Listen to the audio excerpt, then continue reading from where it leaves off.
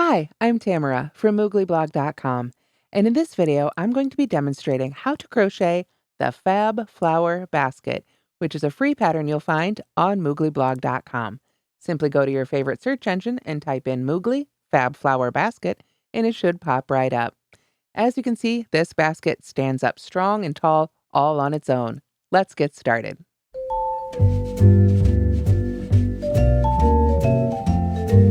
To make the Fab Flower Basket, you need 58 yards of Bernat Fab, which is a 7 jumbo weight yarn.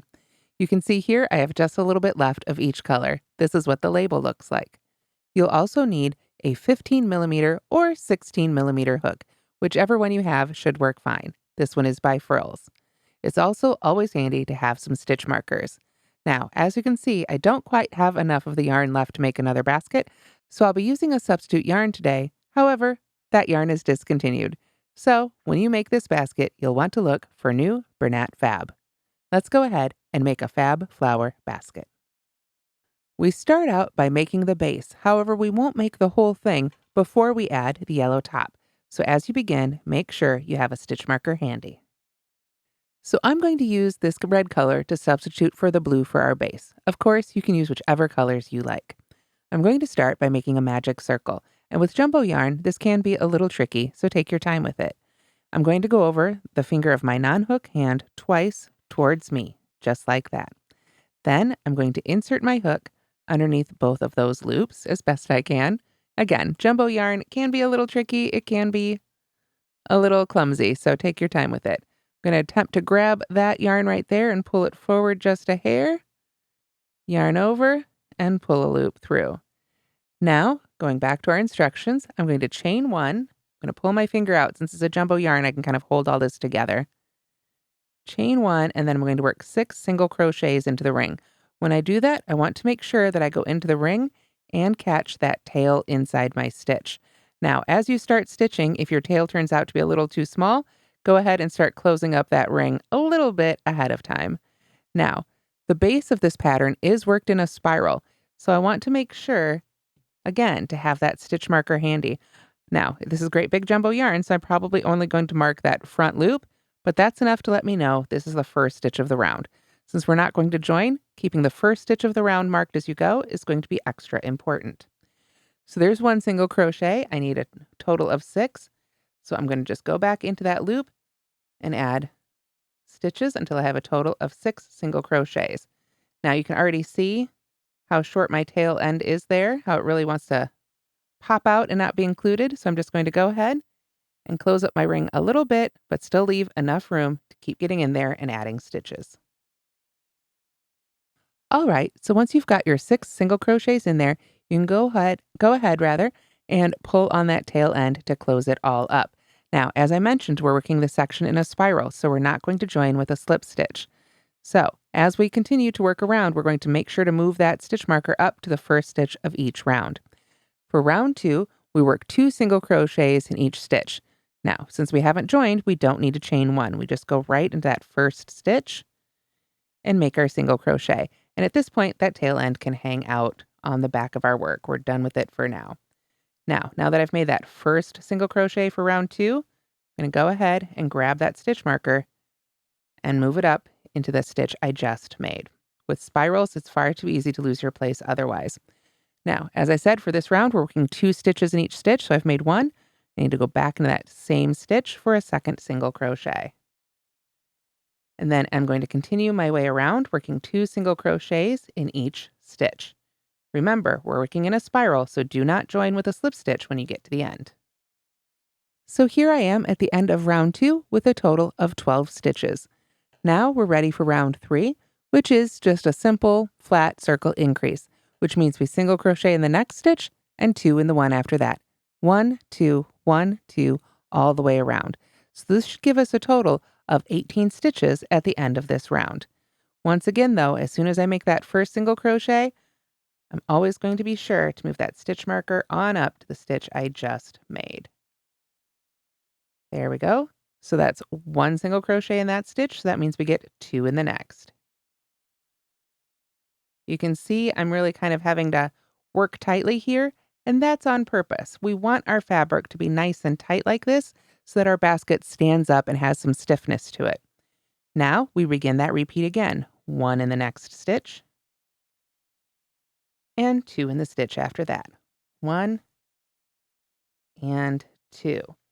If you find, as you're working with this big, thick yarn, that your project is cupping up a lot, make sure to give it a tug. Just give it a little, I call it hand blocking. Pull it out nice and straight, but also make sure that as you make your stitches, you lift that hook up all the way through each stitch before you begin the next one.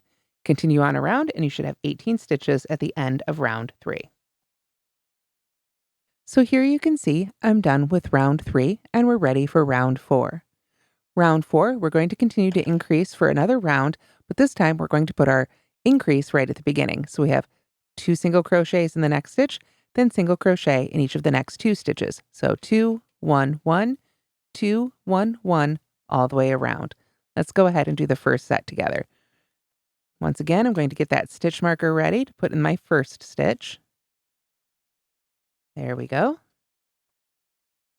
Go ahead and mark however you can mark it. Like I say, with this great big yarn, just the first loop is plenty. It lets me know where I'm at. So we want to put a second stitch in that stitch, and then 1 single crochet in each of the next 2. 1 and 1. So that's our repeat. 2, 1, 1, 2, 1, 1, all the way around.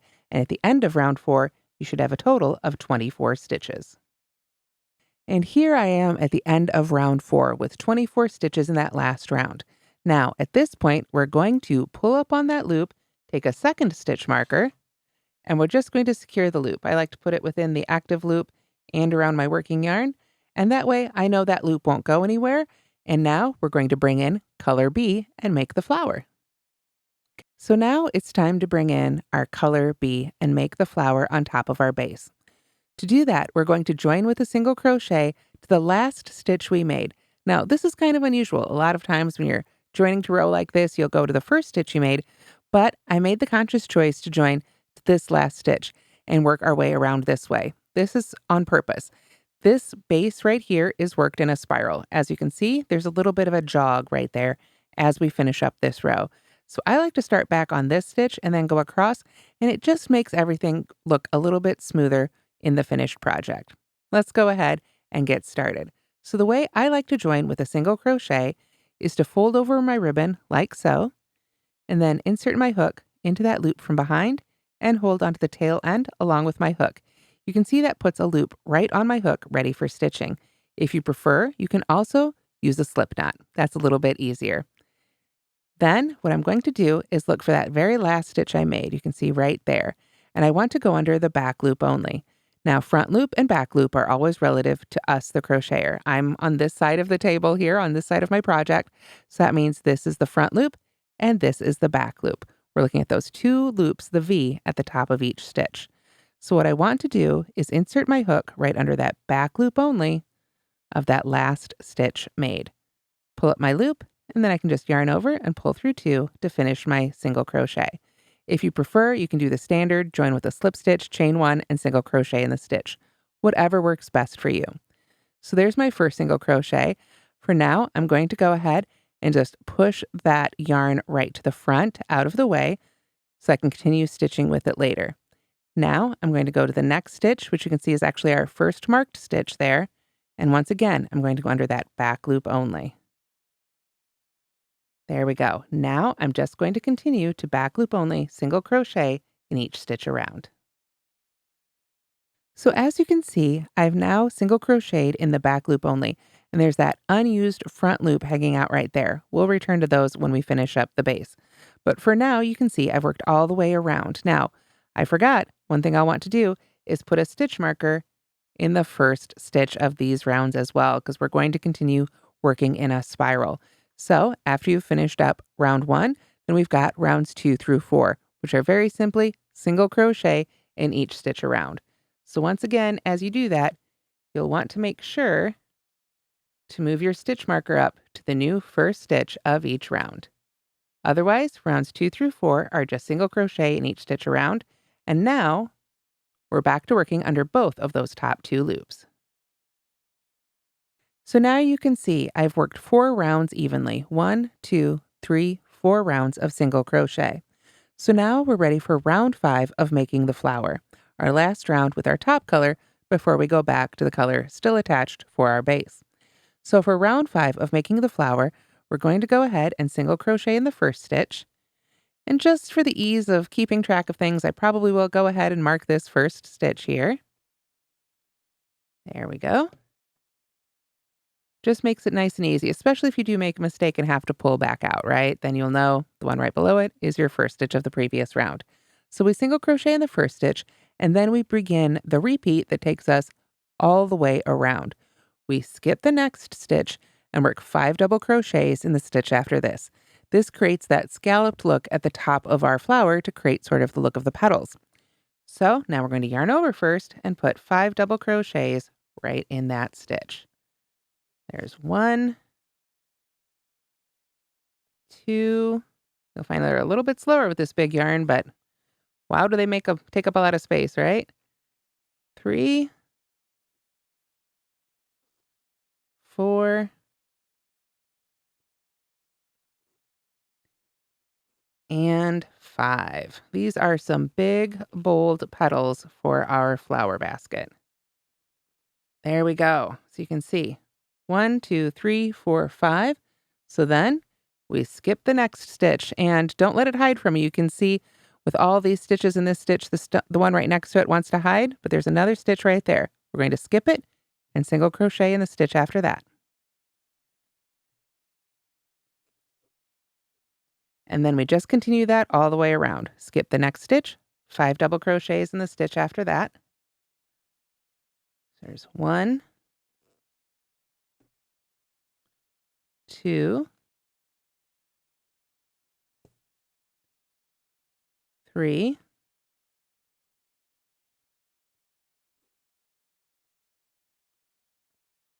4, and 5. Then once again, we skip the next stitch and single crochet in the stitch after that. Skip the next stitch, 5 double crochets in the next stitch after that. That'll take us all the way around so that we can skip that last stitch before there and join to the first single crochet we made. So I'll keep adding my petals, and I'll see you as we work our way around. All right, so you can see I've worked my way around. There's 1 stitch left before our marked stitch. So that's the stitch we skip at the end of our repeat, and then we want to join to that first single crochet of the round. Now, the way I like to do this is to create what I call a seamless join. So I'm going to go ahead and cut my flower color yarn here. Remember, our base is still attached. We're going to go back to that here in a moment. Let me get that out of the way. And then I'm just going to pull up on the loop here so that I can put the end on a yarn needle. So there is a variety of different yarn needles on the market. And if you can't find one big enough for the Bernat Fab yarn, which is a little bit thinner than this, but still a very jumbo yarn, then you can use your hook or your fingers, or sometimes even a smaller hook is a little bit easier to help you do this, as well as weave in your ends. Whatever works best for you. So what I'm going to do with my end now is I'm going to send it under both of those loops of the first stitch, the one I want to join to. And now I'll go ahead and get that stitch marker out of the way. I think we're done with it now. I'm going to pull that yarn right on through the stitch. And then I'm just sort of going to line up everything here between the last stitch and the stitch I'm joining to. I'm going to go right back into the center. You can see that's where the yarn's coming out and around. I want to send my yarn right back into that center of that stitch. And I usually catch that little loop right underneath it there from the yarn over, if there is one. And then, hopefully I haven't pierced the yarn. Having a little bit of a duller needle would be a good idea with this particular yarn. The Fab won't give you this trouble. This yarn likes to split a little bit. There we go. So let me pull that through. And then you can see I did get a little caught on that. There we go. Again, this is not the recommended yarn. This is just a substitute that I found for today. You'll want to use the Bernat Fab. This yarn, in fact, is discontinued. But you can see I just pull down on that, and it makes it disappear really nicely. And it's a little bit less chunky than joining with a slip stitch and then cutting your yarn and putting a knot in it. So from there, I can go ahead and just weave that end in along the inside, as long as that one. But before we finish up, we need to come back and finish the base. So now the top of our flower basket is done, and it's time to finish up the base with its own set of scallops. Now, if you prefer this look with sort of a more discreet, less flowery base, if you will, you can, of course, just leave your basket like this. It stands up really well. But I like to give it a little bit of a wider base, a little more whimsical, and it helps it, I think, be just a little bit more sturdy. So we come back here, and let's find the active loop here on our base. We had marked that with that very first, well, our second stitch marker. So we put our hook right back in that loop. We know our hook is in the loop in the right way, if our loop is in the right direction, if when we pull that back on that working yarn, the part of the loop that moves is in front of our hook.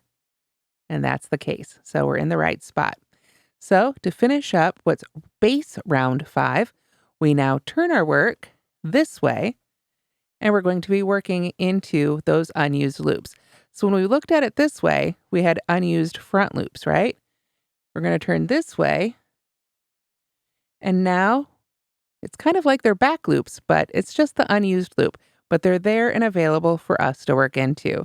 So now what we're going to do is make sure that we work the entire round here in these unused loops, skip the next stitch and work 6 double crochets in the stitch after that.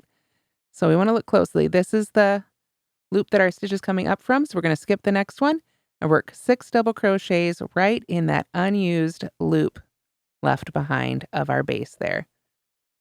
So there's 1. And you can mark the top of that first one if you want to, but I think we'll be able to find it pretty easily. 2, 3,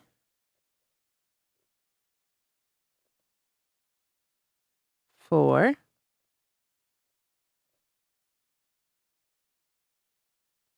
5,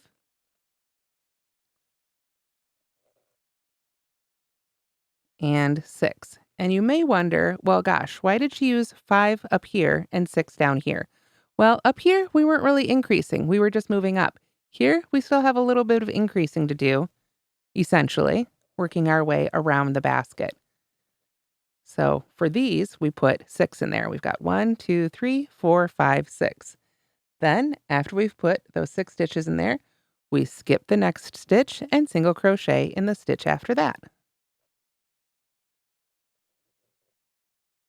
There we go. Then skip the next stitch and work 6 double crochets in the stitch after that. So it's just like what we did at the top, but now we're working 6 double crochets rather than 5 because we're still sort of spreading out around the base of our basket. So let me get the second one in here. As I mentioned, working with this big thick yarn can be a little tricky. You can see, if you're familiar with my other videos, you'll notice I'm holding my hook very differently. Normally I hold it like this, but when I'm working with a jumbo yarn like this, I tend to switch to the overhand. You can hold your hook in whatever way works best for you, but it may be different than the way you normally do it. So don't be afraid to try a different hook hold. Also, anytime you're working with a big, thick jumbo yarn like this, especially when you're making a stiff project like this one, you can see how I'm really pulling through and using my arm muscles and my hand muscles to make these stitches. Don't be afraid, take a break and do a little bit of stretching and protect your arm and hand health. Let's see, we've got 5. I've got 1 more to make in this one. Oop, there we go. Take our time and pull that through. And then once again, we skip the next one and single crochet in the one after that. Like I said, just like we did around the top, but now we're doing it around the bottom and with 6 double crochets. You can see how that allows it to lay out flat and gives us a really nice sturdy base for our basket. So coming back to our original, we work those sets of 6 double crochets around until we join to that first single crochet, just like we did back at the top.